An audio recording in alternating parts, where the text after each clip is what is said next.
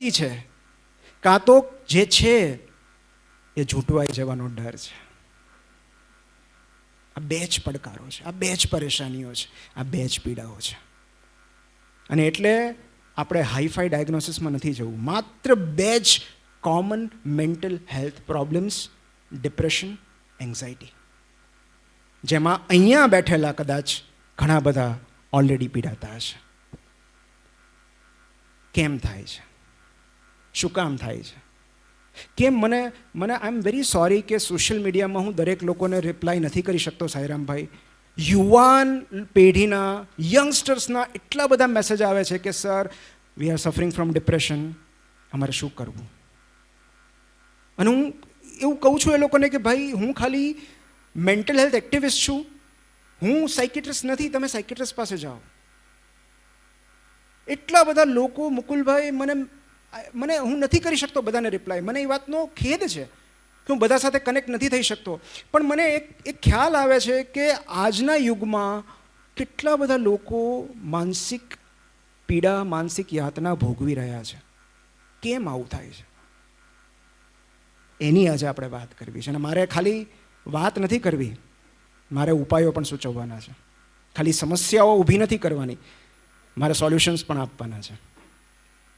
તો બીજી બધી સમસ્યાઓનો છેલ્લે આપણે પ્રશ્નોત્તરીમાં લેશું. જે મેઇન બે કિલર્સ છે આપણા અત્યારના, ડિપ્રેશન અને એન્ઝાયટી, કેમ થાય છે, શું કામ થાય છે? તો કોઈ પણ મેન્ટલ હેલ્થ ઇસ્યુ હોય એની પાછળ મુખ્યત્વે 3 પરિબળો જવાબદાર હોય, 3 કારણો હોય. એક બાયોલોજિકલ, એક સાયકોલોજિકલ અને એક સોશિયલ. એમાં સૌથી પહેલું છે બાયોલોજિકલ, જે મને છેલ્લા અમુક વર્ષો સુધી હું એવું માનતો કે એક જ કારણ હોય, બાયોલોજિકલ, જે અમને MBBS દરમિયાન ભણાવવામાં આવે છે, જે સાયકિયાટ્રિસ્ટ દ્વારા કહેવામાં આવે છે, અને એ છે સિરોટોનિનની ડેફિશિયન્સી, કેમિકલ લોચા, કેમિકલ ઇમ્બેલેન્સ. આપણા બ્રેઇનમાં સિરોટોનિનનું પ્રમાણ ઘટવાથી ડિપ્રેશન આવે કે એન્ઝાયટી થાય. અને એનો ઉપાય શું? દવા લો, ટેબ્લેટ્સ લો, SSRIs લો, and you will be fine. જીનેટિક્સમાં ડિપ્રેશન છે, અગ્રીડ, કે ક્યારેક આપણને હેરિડિટરી હોય ડિપ્રેશન. મને વારસામાં મળેલી છે. મારા મેટર્નલ સાઈડ ઘણા બધા મેન્ટલ હેલ્થ ઇશ્યુઝ છે. મમ્મીને ડિપ્રેશન છે, અને એ ડિપ્રેશન એણે મને વારસામાં આપ્યું છે. પણ એ વાતનો મને ગર્વ છે. હું એની ફરિયાદ નથી કરતો, કારણ કે મમ્મીની જે કેરેક્ટરિસ્ટિક્સ આવી છે એના કારણે જ આજે હું તમારી સામે અહીંયા ઊભો છું. સો આપણા જીન્સ આપણે ચેન્જ નથી કરી શકતા, પણ એ જીન્સની સાથે એવું બીજું ઘણું બધું વારસામાં આપણને મળ્યું હોય છે જે આપણી સ્ટ્રેન્થ બની શકે છે. So genetics and serotonin deficiency, chemical imbalance.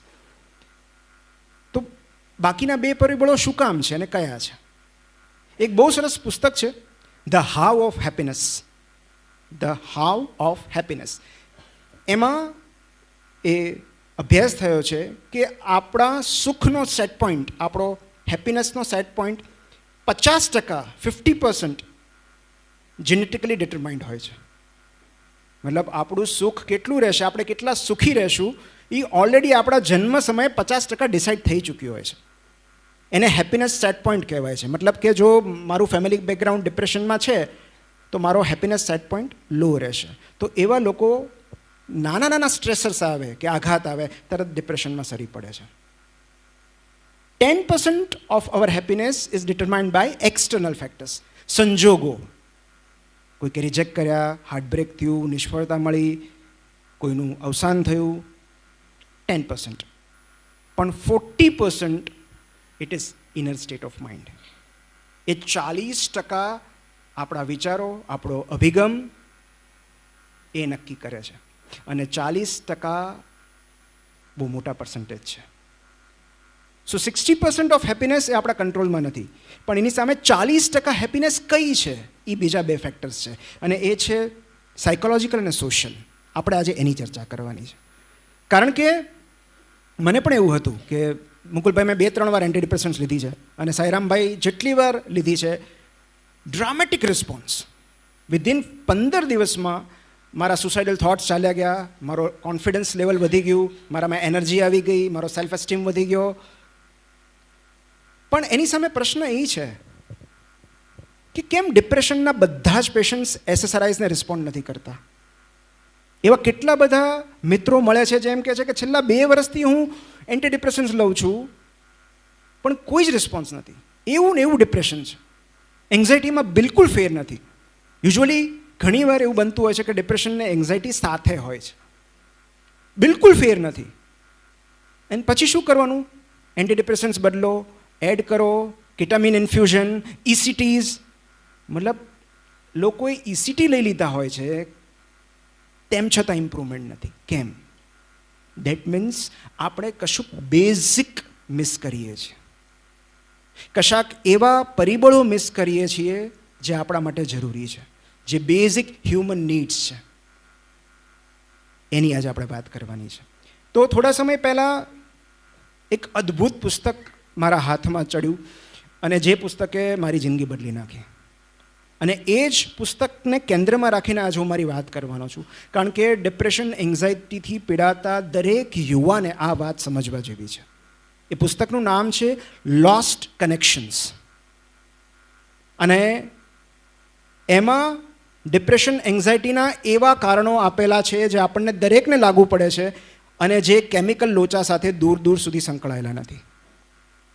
So practically આજે હું અહીંયા મારાથી બને એટલી તમને મદદ કરવા આવ્યો છું કે નાના નાના ડિપ્રેશનના એપિસોડ્સ કે એન્ઝાયટી સાયકિટ્રિસ્ટ પાસે ગયા વગર આપણે શું કરી શકીએ જેથી કરીને આપણે સારું ફીલ કરીએ, આપણું માનસિક સ્વાસ્થ્ય પાછું મેળવી શકીએ.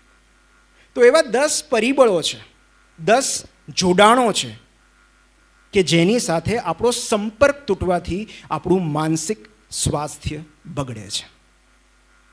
10 પરિબળો, એવા 10 વસ્તુઓ છે કે જેની સાથે કનેક્શન લોસ થવાથી, ડિસ્કનેક્ટ થવાથી આપણું માનસિક સ્વાસ્થ્ય બગડે છે.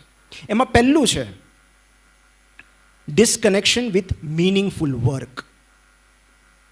અર્થસભર કામ જ્યારે આપણને નથી મળતું ત્યારે આપણું માનસિક સ્વાસ્થ્ય બગડે છે. રશિયન લેખક ફ્યોદોર દોસ્તોવ્સ્કીનું એક બહુ સરસ વિધાન છે કે એક મનુષ્યને બરબાદ અને ખતમ કરી નાખવા માટે બીજું કશું જ કરવાની જરૂર નથી. બસ એના મનમાં એ માન્યતા ઠસાવી દો કે જે કામ એ કરી રહ્યો છે એ નિરર્થક અને બિનજરૂરી છે. આ સમાજને એના કામની બિલકુલ જરૂર નથી અને એના કામ કરવાથી કોઈને કશો જ ફેર નથી પડવાનો. બસ. તો જ્યારે આપણું કામ આપણને અર્થસભર નથી લાગતું ત્યારે ધીમે ધીમે ધીમે આપણે ડિપ્રેશન કે એન્ઝાયટીમાં સરી પડીએ છીએ, આપણું માનસિક સંતુલન ખોરવાતું જાય છે. તો આ ક્યાંથી કાઢવું, શું કરવું, કઈ રીતે મિનિંગફુલ વર્ક શોધવું?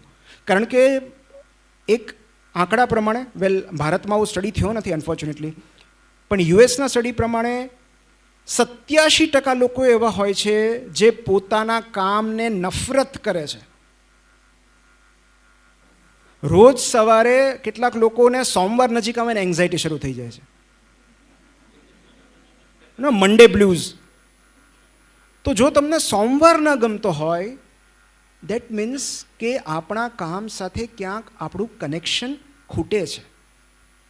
આપણે કશુંક એવું કામ કરી રહ્યા છીએ જે આપણે આદર્શો સાથે, આપણી ઈચ્છા સાથે અલાઇનમેન્ટમાં નથી. તો શું કરવું જોઈએ? આનો શું ઉપાય છે? તો એની માટે એક નાની એવી વાર્તા કહું છું કે એક કન્સ્ટ્રક્શન સાઇટ પર કેટલાક મજૂરો કામ કરી રહ્યા હતા અને ત્યાંથી એક સુપરવાઇઝર પસાર થયા અને એમણે મજૂરને પૂછ્યું કે ભાઈ શું કામ કરો છો? એટલે પહેલાં એ ગુસ્સામાં જવાબ આપ્યો કે દેખાતું નથી, પથ્થર તોડું છું. પછી આગળ ગયા, બીજાને પૂછ્યું શું કરો છો? એણે બહુ લાચારીથી કહ્યું કે ઘર ચલાવું છું. આગળ ગયા, ત્રીજા પાસે શું કરો છો?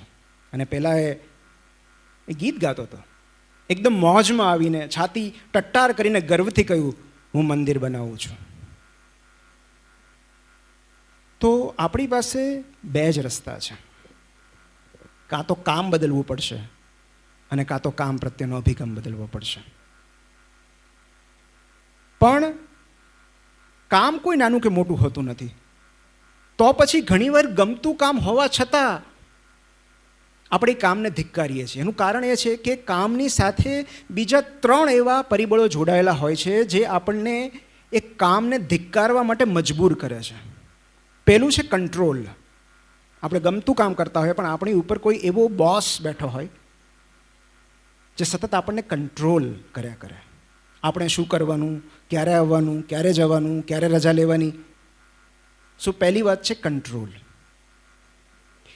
બીજું છે હ્યુમિલિએશન. જો કામના સ્થળ પર સતત આપણું અપમાન થતું હોય, આપણું માન ન જળવાતું હોય, આપણને ખબર છે કે આપણે ગમે તેટલું કામ કરશું આપણને આટલો જ રિવોર્ડ મળવાનો છે, આનાથી વધારે નહીં મળે. તો રિવોર્ડ અને રિસ્પેક્ટ. અને ત્રીજું જે છે, જે સૌથી મહત્ત્વનું છે, એ છે ઇમ્પેક્ટ. આપણા કામ કરવાથી સામેવાળી વ્યક્તિને કે કોઈ સામાન્ય મનુષ્યને શું ફાયદો થાય છે, જ્યાં સુધી એ આપણને સમજાતું નથી ત્યાં સુધી કામ કરવાની મજા નથી આવતી. એનું કારણ એ છે કે અલ્ટિમેટ હ્યુમન હેપીનેસ એ વાતમાં રહેલી છે કે આપણા કામથી કોઈ એક વ્યક્તિનું જીવન સુધરે. આ આપણી બાયોલોજી છે. We are designed to help others. અને જ્યાં સુધી બીજાના જીવનમાં કોઈ સકારાત્મક પરિવર્તન નથી આવતું ત્યાં સુધી આપણને રૂપિયા મળવા છતાં પણ સંતોષ નથી થતો. તો 3 વાત છે. અને CRI હું ક્રાય કહું છું. સો CRI મીન્સ સીઝ કંટ્રોલ. જ્યારે તમે તમારા કામના કંટ્રોલમાં હો છો. મારે ક્યારે કામ કરવું, મને 12 કલાક કામ કરવામાં નક્કી નથી, પણ એ વર્કિંગ અવર્સ હું નક્કી કરીશ. મને 7 દિવસ કામ કરવામાં વાંધો નથી, પણ ક્યારે કામ કરવું, કેટલું કામ કરવું, કઈ રીતે કામ કરવું એ મારે નક્કી કરવું પડશે. So control. Second is respect and reward. જ્યારે તમે જે કામ કરો છો એ તાત્કાલિક તમને દેખાય છે, તમને એ કામનું સન્માન મળે છે, ત્યારે તમે તમારા કામ સાથે જોડાઓ છો. And third is impact. જ્યારે આપણને ખ્યાલ આવે છે કે આપણા કહેવાથી, આપણા બોલવાથી, આપણા કરવાથી આટલા બધા લોકોના જીવનમાં પરિવર્તન આવે છે, કોઈકની સુવિધા વધે છે, કોઈક એન્ટરટેન થાય છે, કોઈકને આનંદ આવે છે, કોઈકની સગવડો વધારીએ છીએ, કોઈકનું સ્વાસ્થ્ય સુધારીએ છીએ, ત્યારે આપણે આપણા કામ સાથે જોડાઈએ છીએ. સો પહેલી વાત જે છે એ છે મિનિંગફુલ વર્ક.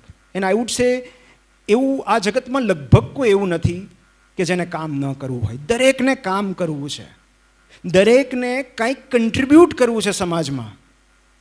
પણ કંટ્રોલને કારણે, હ્યુમિલિએશનને કારણે આપણે ક્યારેક આપણા કામને ધિક્કારતા થઈ જઈએ છીએ. So first is meaningful work. અર્થસભર કામ બહુ જ જરૂરી છે. કારણ કે જે ખાલી મન છે, આપણને ખ્યાલ છે, અને ખાલી મન શું કામ ડેન્જરસ છે એની પણ આપણે વાતો કરશું. બીજું પરિબળ છે ડિસ્કનેક્શન વિથ પીપલ. આ કદાચ હું કહીશ કે ડિપ્રેશન, એન્ઝાયટી, આ બધાના મૂળમાં કશુંક રહેલું હોય તો એ એકલતા છે. સોશિયલ મીડિયા હોવા છતાં આજનો માણસ અનેક ગણો વધારે એકલો છે. અને આ જગતની સૌથી ભયાનક દરિદ્રતા એકલતા છે. કારણ કે જેની પાસે કશું જ નથી, જે કન્સ્ટ્રક્શન સાઇટ પર કામ કરે છે, એ લોકો જમતી વખતે સાથે જમે છે, હસી મજાક કરતા હોય છે, સૂતા સૂતા વાતો કરતા હોય છે. એમની પાસે બીજું કશું જ નથી. એ લોકો રજા રાખે છે. તો એમનું એકબીજા સાથેનું કનેક્શન, એ જે માવો વેચે છે ને એમાં પણ જોડાણ છે. એ તમાકુ શેર કરે છે ને એમાં પણ કનેક્શન છે. લોકો એ રીતે જોડાય છે એકબીજાથી. એકાંત અને એકલતા આપણે અનેક વાર બોલતા આવ્યા છીએ, પણ બહુ સિમ્પલ એક જ વાક્યમાં હું તમને કહું કે if you feel lonely when you are alone, you are in a bad company.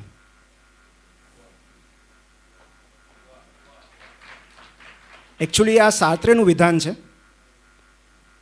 જો તમે તમારી કંપની એન્જોય ન કરી શકો તો એકલતા છે. જો તમને તમારી જાત સભર લાગે છે, તો એ એકાંત છે. પણ હું એટલું જ કહીશ કે આ વાત હું, કારણ કે મારા જેવો તો ઇન્ટ્રોવર્ટ માણસ મેં જોયો નથી જે માણસોથી દૂર ભાગે છે. મને બહુ જ ગમે સોલિટ્યુડ. મતલબ મને બર્થડે ગિફ્ટ કોઈ પૂછે તો હું કહીશ મને એકલો મૂકી દો, સોલિટ્યુડ આપો મને એકાંત બહુ જ ગમે છે. હું આટલો એકાંત પ્રિય હોવા છતાં આ વાત હું કહું છું કે મને એકાંત ગમે છે એવું કહેવા માટે પણ જીવનમાં કોઈની હાજરી અનિવાર્ય છે.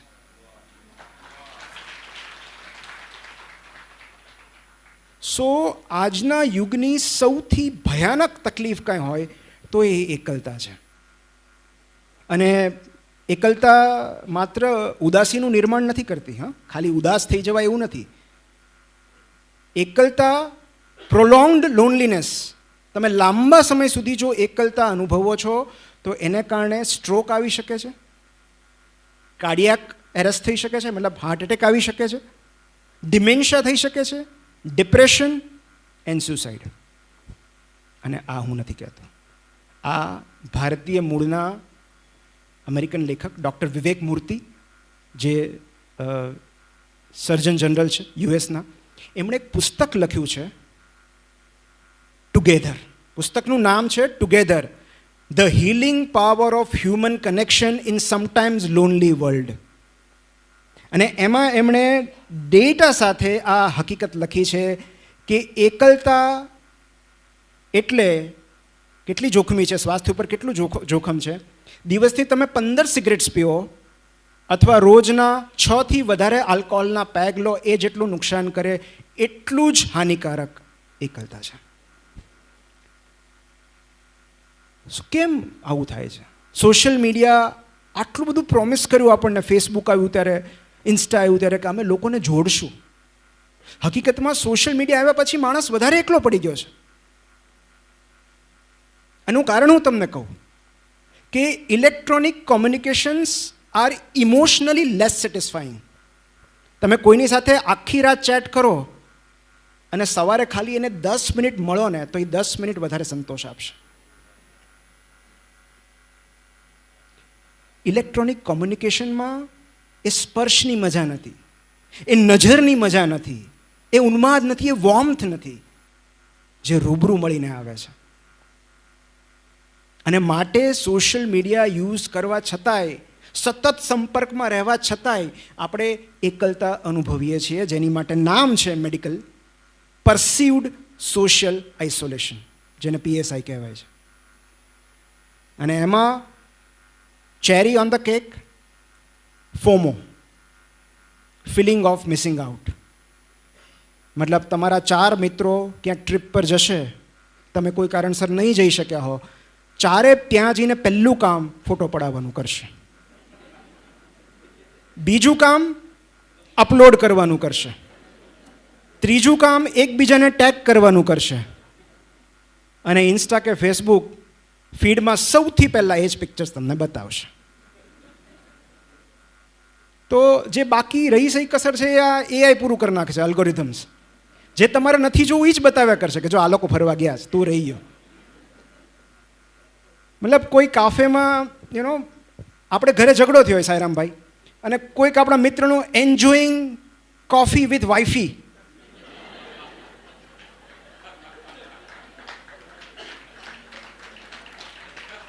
મતલબ કેવું બળતામાં ઘી રેડાય ને.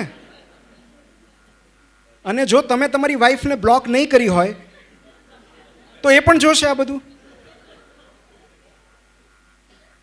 તો ત્યારે એ તમને સોશિયલ મીડિયા નથી કહેતું કે એ પણ ઘરે ઝઘડો કરીને જ આવ્યા હતા સમાધાન રૂપે કોફી પીવા.